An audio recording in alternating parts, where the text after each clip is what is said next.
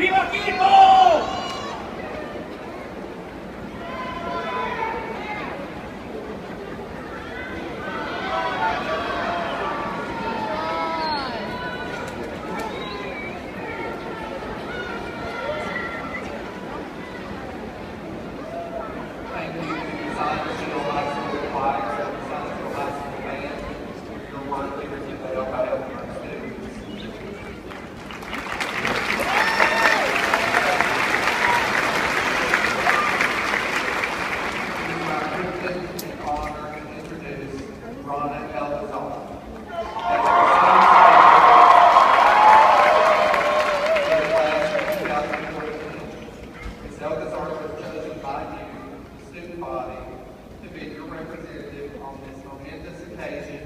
Graduation day. While at Science Hill, Ms. Elgazar participated in HOSA, SGA, Beta Club, and other academic clubs. She was also the founder of International Student Organization. She enjoyed traveling, painting, and keeping up with the NBA. She worked as a lab assistant at Quillen College of Medicine, and taught the Arabic language to local elementary school students. Ms. Elgazar's plans to attend the TSU Honors College and majored in microbiology and minor in mathematics. She hopes to one day pursue a career in the biomedical sciences. Please help me welcome your senior speaker, Ms. Rhonda Elgazar.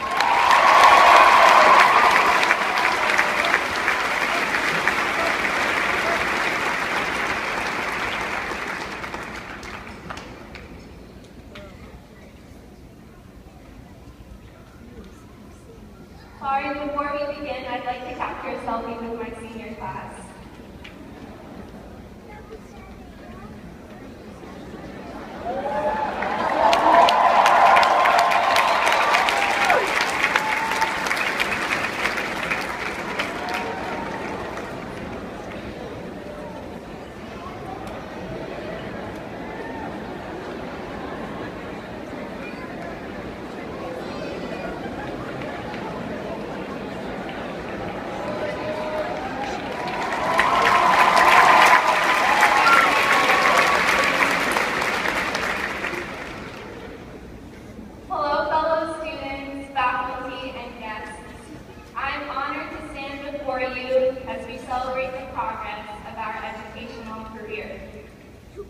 But before we commemorate our journey through Science Hill High School, I cannot continue without acknowledging those who helped us achieve and reach thus far.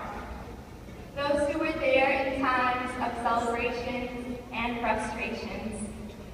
Thank you first and foremost to all the men and women of the Barbaritos on 3135th Maple Street.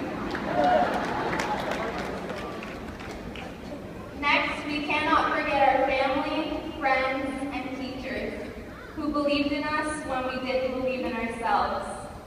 You have allowed us to soar and taught us to think big.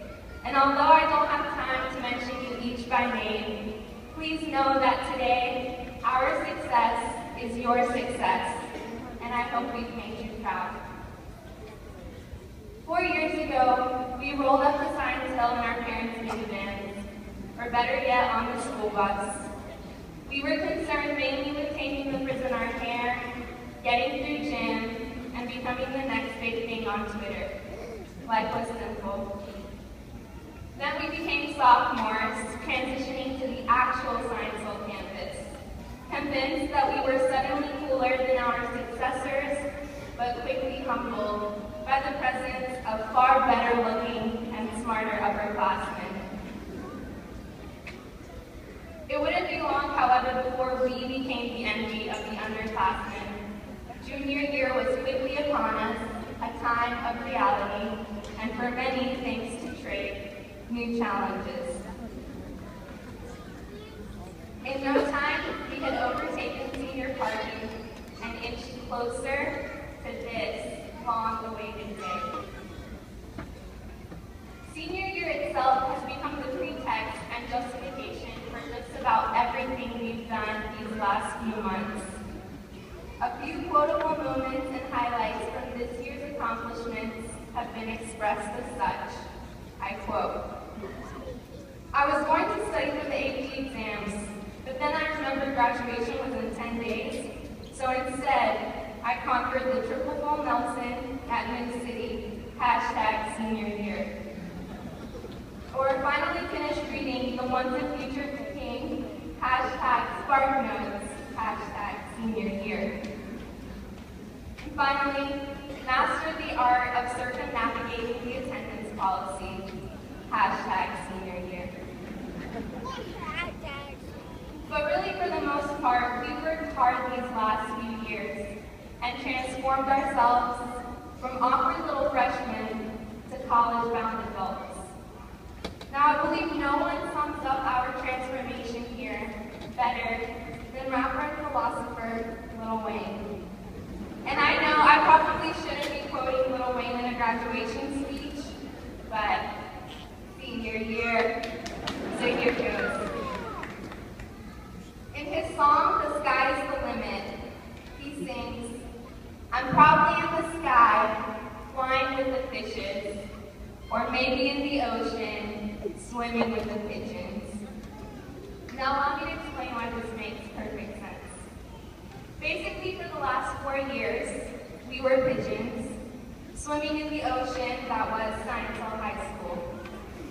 But today, we are fish, preparing to take flight. We've defied gravity, overcame, and here we are, the class of 2014. There is